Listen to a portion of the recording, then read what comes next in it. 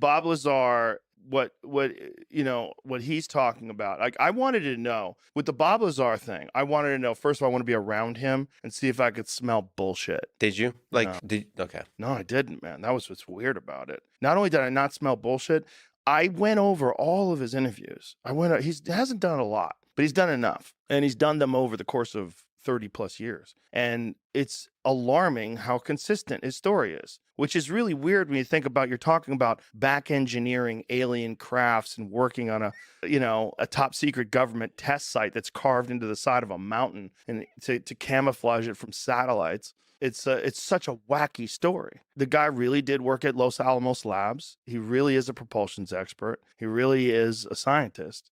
Do you really work on back engineering UFOs? I don't know. But the way he described their motion is exactly like what's been observed by some of these pilots that have these videos that they've captured. And I just love that, like, NASA, I've been hearing from a bunch of folks who they're legitimately like funding research, and there's people really taking this seriously of UFO sightings, investigating them, like adding more and more sensors to collect data from just observing at higher and higher definitions. It's cool to finally see that. And he was one of the early people, whether he's full of shit or not, that kind of forced people to start taking these topics seriously. Or at least force people to have conversations about them and maybe attempt to debunk them because it seems so preposterous, but then get sucked down the rabbit hole and start going, maybe. It's the thing is like the Fermi paradox, like where are they, right? And when you take into account just the sheer raw numbers, the vast majority of people objectively assume that there is life out there. The vast majority. Well, if you really take into account what we understand about the universe itself, what we understand about the concept of infinity, and the way Neil deGrasse Tyson has explained it to me is that not only are there life forms out there, but there's you.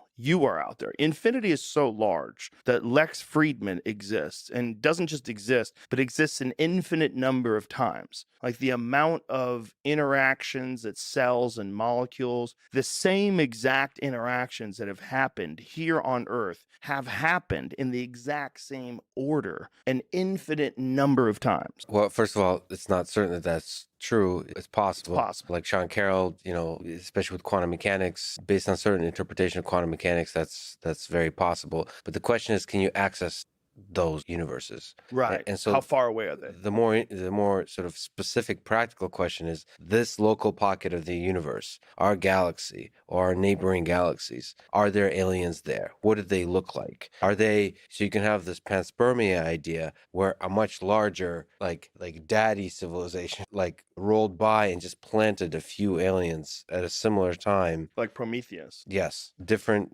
throughout the galaxy, and those are the ones we might be interacting with. They're all kind of dumb as we are, relatively, maybe a few million years apart, and then those are the ones we're interacting with, and then we have a chance to actually connect with them and communicate with them. Or it could be like much more wide open, and you have these gigantic alien civilizations that are expanding very, very quickly. And the interesting thing is when you look up at the sky and you see the stars, that's light from those stars. We might not be seeing the alien civilizations until they're already here, meaning right.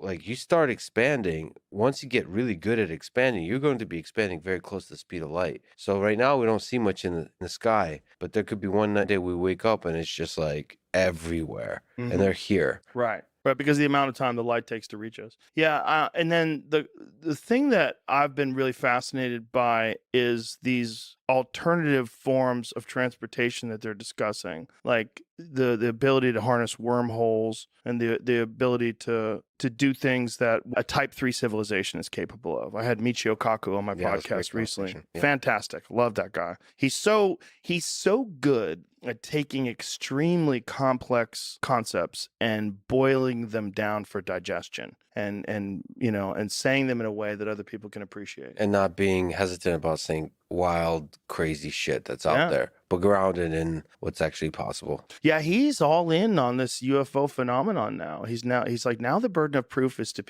for people to come up with some sort of a conventional explanation for these things. He goes, because these things are defying all the concepts of physics that we currently know in terms of what our capabilities are and propulsion systems and so many other things that, what we know about what current science is capable of reproducing as far as what we know. The problem is like these military projects that are top secret. Like, how much money do they have? They have a lot of money. Like, but is it possible, and maybe you could speak to this, is it possible that there could be some propulsion systems that have been developed and implemented that are far beyond just a simple burning of rocket fuel, pushing the fire out the back, which forces the rocket at extreme speeds forward? That's something that does harness gravity, something that can distort space and time and can make travel from one point to another like fast.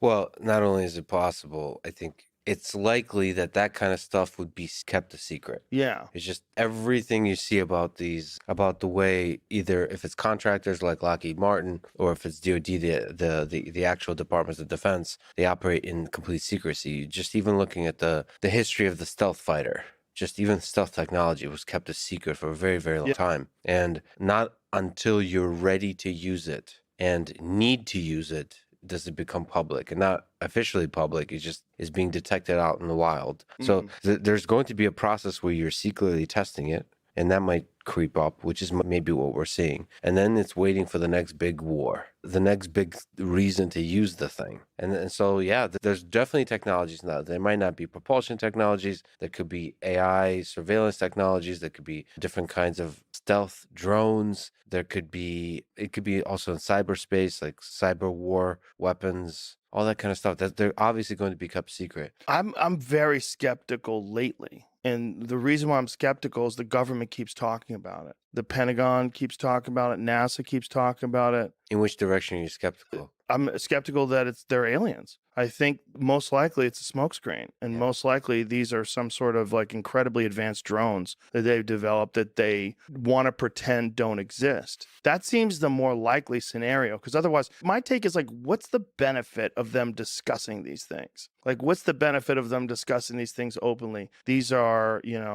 what the way they described it, off-world crafts not made from this earth. Why? Why would they tell us that? I mean, unless there's an imminent danger of us being invaded and they want to prepare people so they don't freak out as much, like maybe freak them out a little bit, say that publicly. The New York Times article, the Pentagon discussing it, all these different things. Test the waters. Yeah. Well, let people know that this is a thing. Or my take is like that. I don't think they do that. I don't think they tell us. I think the government has a lot of contempt for the citizens. I really do. I think they have contempt for our intelligence. They have contempt for our need to know things. And I also think they think that they are running us. It's not, we're all in this together and the government works for the people and the government is of the people. I don't think they think that way. Yeah, the basic idea is you can't trust the populace to govern itself because we're a bunch of idiots. I think that's accurate. Well, they're not wrong, but they're also idiots, power-hungry idiots. Yeah, I don't think everyone's an idiot, but I think there are enough idiots that it becomes a real problem if you're completely honest about everything you do. And you don't want to let everybody weigh in about things that are incredibly complex and that most people are ignorant of.